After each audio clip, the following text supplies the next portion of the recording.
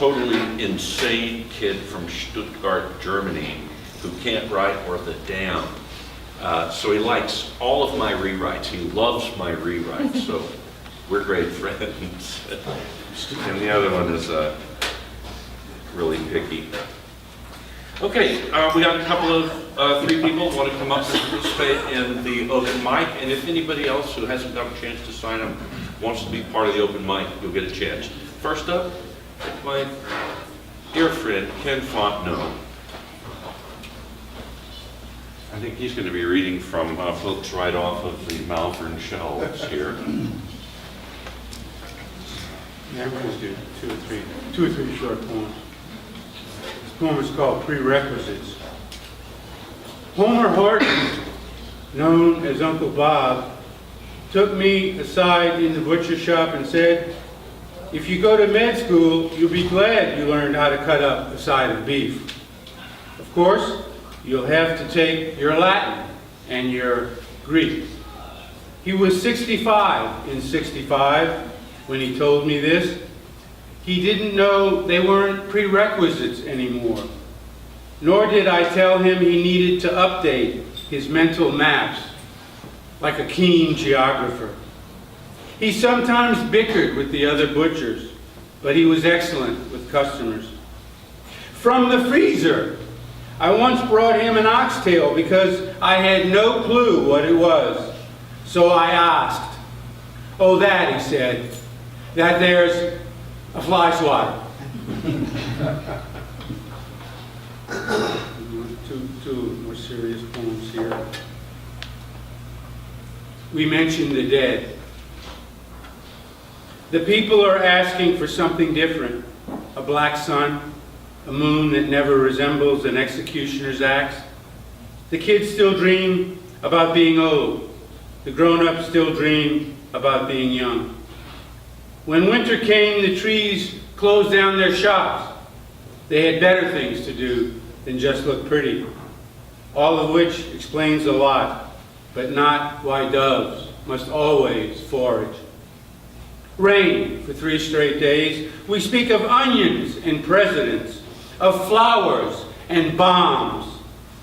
How self-assured the clouds seem, bitter and sullen and full of grace. We speak of passion and new shoes, of lemons and naked bodies. Oh, how long will it take for the deer to feel truly at home, to feel as if the clouds mattered at all? We have made new promises only to break old ones. We have mentioned the dead as if they were still alive. The last poem is called Remembering the Wind. The wider the sea, the happier the whale. Few whales are bad enough, but think of the whales that get beached. See the birds? They are companions to the night. They know how grief is bluer than the sky. It seems the intellectual dwarves have taken over, and who would want it otherwise? We are content with those who claim simplicity is better than knowledge. Give us the gentle embrace of the wind, and we will be happy. Give us the cool nights of November, and we will trust the earth once more, which is not so unusual considering how November, like a dream, welcomes everyone. We move out of our houses, we leave and arrive again. In a strong wind, we are quick to remember all the other winds of our lives. Thank you. I'll bring up Matthew Clouser.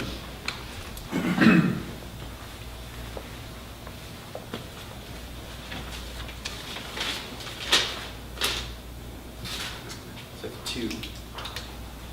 First is called This Is the Day. Some of you seem about old enough to remember that song by a band called The. On the way home, I listened to The while crying. and mind my speed, eyeballing that lonely church we always hope for, but instead see ditches to absolve myself of, as if I'd been the one tattooed a rosary on my wrist. Electric beetles give glee as greenbelts contain, barely, the owls, and grooves repeating, burying old things not deep enough to stop reflections, wide angle, long exposure precision, as if we had technology for that. To spell a lucky strike, one needs to stand at home, at once a part of it, unhinged, despite all knowledge that jazz is the absolute all-time least poetic thing a dying man tells themselves to mind the gap. Stop following me, death. Stop finding yourself in my path, you ceaseless fuck. This next one is not quite as, it's called Bookfest. Part 1. His eyes could barely peel the crowd, peeping leaves, openly throwing around their weighty disdain. I'm not tipping you, the price gouged cheapskate told the criminally underpaid. Not that he'd expected it.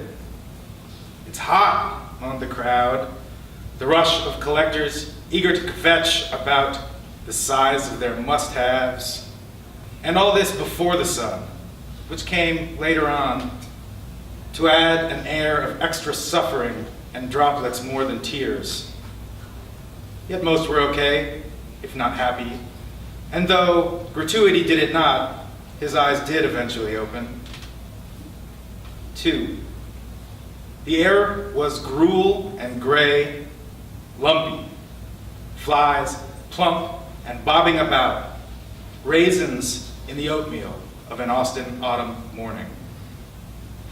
The townies' white locks, they're yammering about unplugging while they gather about charging up and rambling on, proving sometimes loneliness is preferable. The ebb and flow of fanaticism, swelling tides aspiration, so many flicks of so many wrists, so much sold-out disappointment, so much last-minute heroics.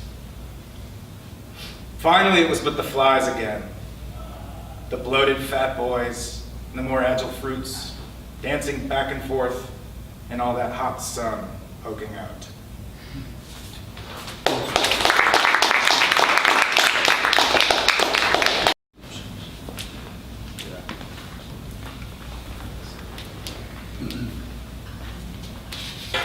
This is part of the scene of a novel I have written, still writing. It involves a dad and 3 sons, 6th grade, 7th grade, 9th grade. The dad is Jacob. The youngest son, Jack, has a cut under his armpit, near his armpit.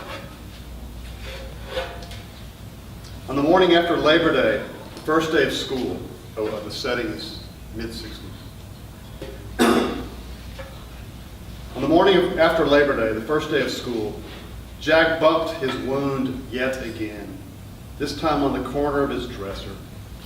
Putting on a bandage took longer than he had expected. By the time Jacob had inched it to Chrysler to a drop-off spot, Luke was already 10 minutes late for his first day of high school. Jacob wished him good luck. As he exited the car, Luke fought off the urge to snarl at Jack for making him late. Instead, he jogged away, his Stetson bobbing as he loped to the huge 2-story brick schoolhouse. From Luke's school to St. Ulrich's, the ride was only 6 blocks, but the clogged traffic cost them more time. George and Jack entered the back of the church, 20 minutes late for Mass. They followed Sister Rita's finger pointing to a pew in the back of the right side of the old church. They sat down in time to see 2 girls, unfamiliar but definitely pretty, making a slow return from the bathroom down the side aisle toward the back. In front of him, Jack noticed some whispering stopped cold. He and George were situated behind the seventh graders, George's classmates. All the seventh grade girls occupied 2 pews just behind those of the boys of the class. More eyes were on the 2 returning girls, a tall redhead and a bouncy athletic blonde, than on Father Kep. He droned through his Latin in the washing of hands before the offertory. The girls weren't smiling as they sauntered to the back. They walked tall like some kind of uppity princesses, trying to look up at the choir loft or something. They made it to the back of the church, then around and up the main aisle to join the other 7th grade girls. When Beth and Victoria turned from the aisle to enter the pew directly in front of George and Jack, time froze. George, whose 13th birthday lay a mere 2 days ahead, was only slightly less transfixed than his younger brother by the side view of the 2 visions before them. He had a faint awareness of a few of his buddies, 3 or 4 rows to the front, turning around, nudging each other, and exchanging gawks of disbelief. As for Jack, he remained blind to everything else in the world. All other concerns evaporated. Racists in the Deep South, bongo bangers in Africa, mines in South Vietnam's rice paddies maiming American teenagers, all of them gone. Pirates' crucial series in Los Angeles never happened. The only baseball likenesses captivating the shepherd boys, while the snug protrusions in the white Catholic school blouses were the snug protrusion of the white Catholic school blouses of Beth Berghoff and Victoria Lambert. Thank you.